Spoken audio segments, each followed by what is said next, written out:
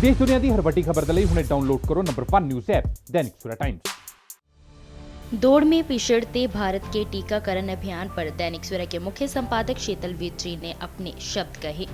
Corona की महामारी ने वे तेज रुझान दिखाने शुरू कर दिए, जो आगे थे वे पीछे हो गए।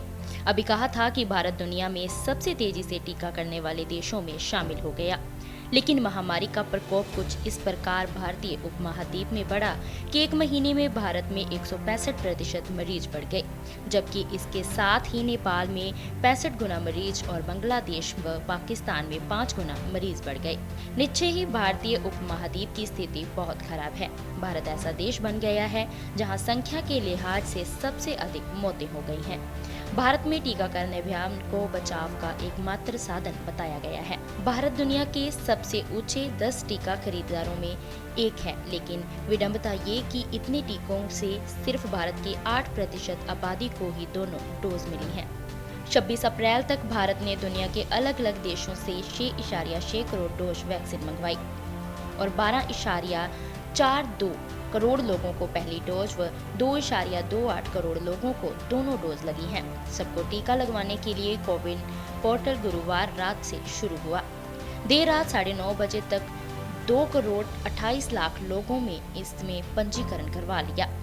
मतलब ये कि भारत के लोग टीकाकरण के लिए तैयार हैं, लेकिन टीके नहीं मिल रहे।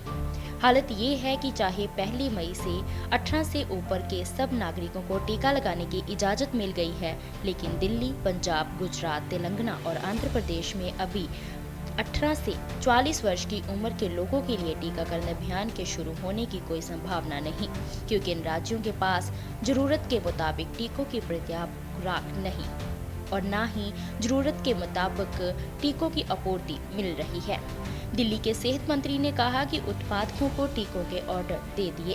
18 से 44 वर्ष आयु वर्ग के लोगों को टीकाकरण की तैयारी हो गई, लेकिन टीके नहीं हैं, काम कैसे शुरू हो?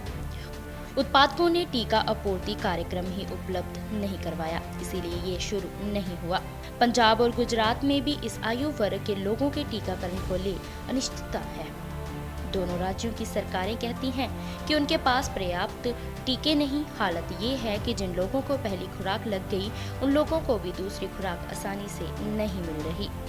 गुजरात सरकार ने कहा कि यह पर्याप्त संख्या में टीका मिलने पर ही 18 से 45 वर्ष तक के लिए टीकाकरण कर सकेगी। पंजीकरण शुरू कर दिया है।